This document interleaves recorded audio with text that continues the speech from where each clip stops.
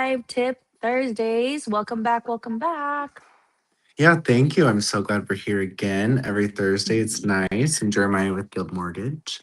Yes. And if anyone who is just hopping on and does not know me, I'm Alfyn, your local realtor here in Reno and Sparks. Yay. I am home. Yeah, the I'm snow so is excited. wild. Have you been out? In the weather? No, absolutely not. It's crazy. Right. The moment I got notified that the kids are have no school, my kids started like jumping up and down. So you might hear them like yell right now. I don't know. Because we're live at home. Yeah, doing our best, right? Right. So, okay, so today's live, we're going to talk about what buyers are really nervous about, especially first time home buyers. They're very nervous right now. Everything's just high, right? And they're Googling stuff at midnight and definitely not asking out loud because of the fear. So, if you're thinking about buying this year, 2026, this is definitely going to hit, definitely watch, stay tuned because this is for you. And if you are planning on buying 2026, go ahead and drop a house emoji. We'd love to help you if you're feeling unsure. So, what if prices drop? What's your take on that? Yeah, if they did drop, right? Then, I think kind of what we're thinking is like people are hoping that there's going to be lower interest rates than they already are now. But we Mhm. don't realize that interest rates are the way they are now because the Fed, obviously has been like doing their best to prevent inflation. But if we compare interest rates over the last like 50 years almost, a 6 to 6.5% interest rate is technically below the average because the average is close to 7% on mortgage. And if we're waiting for like, let's say a 3% or 4% interest rate, like I was just in a meeting last week and someone was talking about that.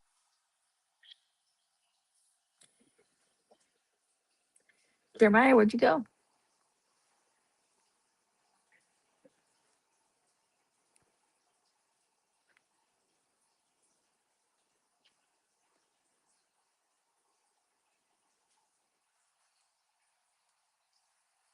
Well, let's wait for Jeremiah for the next couple of minutes. I'm sure he'll hop on.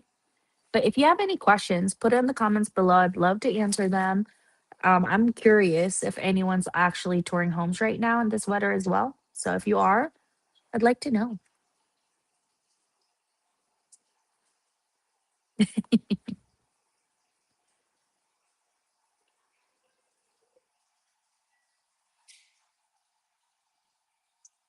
All right, we're There it is. waiting. Hello. Oh my goodness. We'll wait for him to hop back on. Here he is. Hello. Hello. When you get a call, it just ruins the whole thing for like a minute. Oh, I know. With the phone, when there's phone calls, it like pauses. Yeah, completely. But as I don't know what you were saying, should I go back to what I was talking about? Yeah. Okay. So as interest rates, if they taper down even like another 1 to 2%, home prices will then increase. So people don't understand overall how that functions because the reason home prices increased so significantly in 2019 and 2020 and 2021 and even parts of 2022 was Mhm. because interest rates were really, really, really low. Money was cheap, like mortgages were on sale essentially. So you could get, a 2 3% interest rate, but you're overpaying for the actual price of the home. So now if we look at a more even keel market in terms of rate at like 5.5, 6.5%, the gap of affordability is less now, which is positive. But what I would say in terms of home prices just dipping, it just depends on like where interest rates will go because that is just such a fine balance between the two. Oh, absolutely. So I hope everyone caught what he just said, where if, your rates were low historically, the price for home is higher. So right now, what we're seeing is definitely normal. And Jeremiah's a bit frozen. I wonder if everyone's seeing the same thing. If you're on, let me know.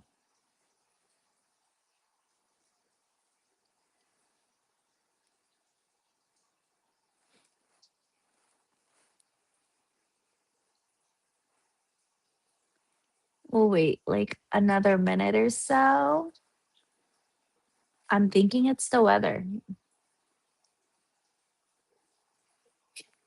Or he got another phone call.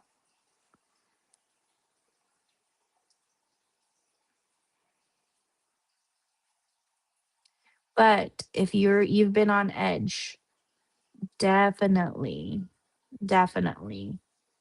Let me know. I'd love to answer any of your questions and why the hesitation. And what Jeremiah just said was definitely super key.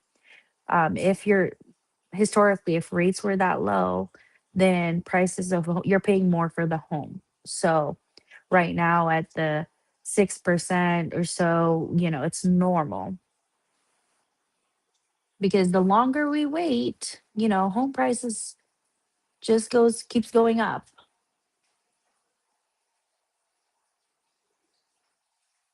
And while we wait him to hop on, oh, there he is.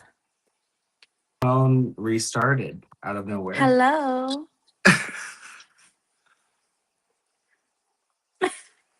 He dropped back off. It's okay. He'll probably hop back on. But oh, there he is. I don't know Hello. what's going on, but my phone restarted by itself. Like, Is your phone like an older phone? it's the newest. Oh, I was gonna say it's probably telling you to upgrade. I'm like, it's literally You know how brand it does. new. That's so Anyways, strange. I've never I had that blamed happen it on the before. weather. It literally just shut off completely. So I don't really know. But anyways, I'm sorry. Where were we? Oh no, you're good.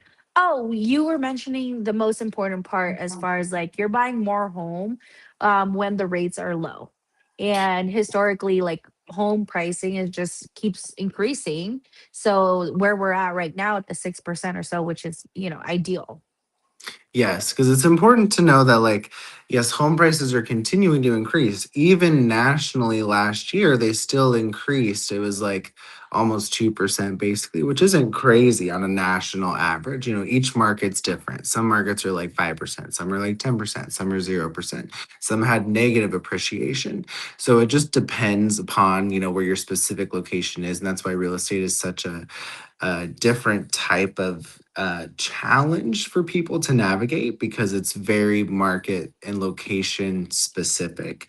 And I bring that Hmm. up because, people are wanting home prices to be lower and rates to be lower, but neither of those things are going to necessarily happen. Home prices themselves won't decrease because there's just not enough homes. If we have 12 people that want to buy homes, but there's only 8 homes for sale, right? It's like musical chairs, kind of like I've talked about before. And interest rates are not going to decrease because it's finally getting closer to where inflation is supposed to be, and a healthy rate market is in that mid five to mid six range. And we're kind of hitting that. As of just a couple or last week or the week before, inflation came out at 2.4%. And that is exactly almost where the feds want it at an even 2%. So if you're in the market, rates are going to kind of be where they're going to be right now, maybe a little bit lower in the coming months, but we also have a change of leadership in May for the Federal Reserve. And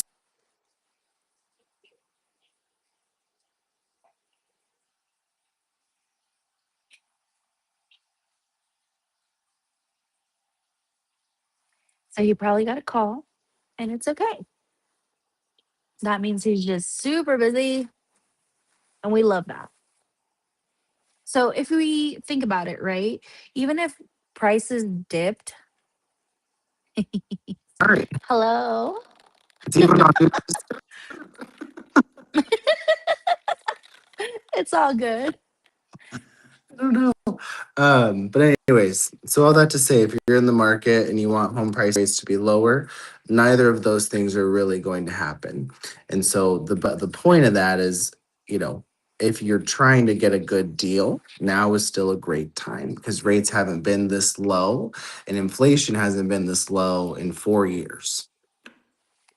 Oh yeah, no, I love it. And also, if you think about it, even if you're on edge, waiting to be at the 3 to 5%, which I know a lot of people are still at that stage, most buyers aren't looking to sell their home in the next 12 months. It's a longevity game, right? Average maybe 4 to 5 years. So, you know, or how long are you going to be waiting? Yeah, I mean, because the Yeah. people are refinancing now that bought in 2022 and 2023 because they can, you Yeah, know? and if you think about it, home ownership is still one of the strongest long-term wealth builders. It's long and steady, and as you can see historically, it just keeps on increasing. So, you might be waiting for a very, very, very long time if that's your goal to see a 3%. So, you know, definitely as long as you're comfortable with that payment, go for it, right? Yeah, I mean, I think there has to be it has to make sense for people to move, right? Like if because we can talk about, like let's just wait until rates happen or let's wait until home prices are XYZ, but like you're saying, like if you're going to be on the fence until rates are like 3.5, then like you probably won't be owning a home in the next probably 5 to 10, maybe even 15 years. And so like are you okay with spending all of that money on rent and getting nothing for it because you really want a 3.5% interest rate? Like financially, it doesn't make sense, right? Like that's a stupid decision. And so I think you have to think about like really what's important because your monthly payment, is your rent is going to go up. Rent went up by about almost 6% last year. Wages Yeah. aren't going up 6% every year, right? Mm-hmm. Wages are only increasing between like 2 and 3 or 4 or 5% on the higher ends of things, right? So if your rent and cost of living is increasing more than your salary, then what is Mm, the most important hedge you can do to protect, your overall monthly expenses? And that's getting a fixed monthly mortgage payment, right? Because that's people's biggest expense is their housing. So if you can control that piece of it and make sure that that's solidified, knowing mhm. whether or not you may gain equity or whatever, at least you can have peace of mind that your monthly payment's set. But if you are paying really, really low rent, like $1,000 or $1,200, right? Then it might make more sense just to keep doing that and maybe saving for a bigger down payment or investing into other things at the moment, right? If you've got a pretty sweet setup. But if you're paying, 2,000, 1,800, 2,500, $3,000 a month, like I mean, that's over 30, $40,000 a year that you're not getting anything for, right? So that would be Yeah. my perspective. I love that. And you mentioned a lot of key things, refinance exists. Buying power definitely changes over time, more often than people think. So even with rates dropping, like, are you even saving massively when that happens? Like, maybe not because rates drop, prices increase. Like, okay. So there's that. And then the bigger question is if you qualify now, let's say you qualified a year ago, qualified now, who knows if you would qualify later, you know? So if you've been on the edge, yeah, I would say just see your options, get educated, feel at ease with the data and what can help you build generational wealth for you and your family. Yeah, just get a plan together, right? Like that's all you can do. Absolutely. And then let's talk a little bit about tomorrow. We do have a rent versus buy webinar. So it's going to be more like this, but more personal because we're just interacting with whoever hops on, whoever comes. If you have any personal questions, we'll answer it then and there. and what is the difference between renting and buying. We want to go over it. We kind of want to answer your questions around it, and how, if you're already paying what Jeremiah just said in the 2000s and up, you could possibly get something now that could build your equity to go ahead and upgrade to bigger and better things in the future. So, that's something that my family did. And now we're able to leverage for some properties for Airbnb. So, but it started somewhere. And if I could tell my story, I will. And that could be at some other time. But it's possible. And those were things that we thought in our family that weren't, at some point. So that could be you. That's something I could definitely share. And how that could be, leveraged and grown eventually through time. Yeah, yeah. I mean, like you buy real estate and wait, right? You don't wait to buy real estate. So you buy it and you hold it. And then, yeah, literally, there's only been like a handful of years, like around 10 or so, that real estate has declined in value. So if you think about that, like that is much more like if you're a person that's like, I really want to make sure my money's safe and all this stuff, like real estate is a great investment tool because it will stay steady, 9 out of 10 times, basically. Absolutely. So think about it. Anyone watching now or later, would you rather lock a payment or gamble on rent increase? Yeah. What do you Lock prefer? it or You want to lock or gamble?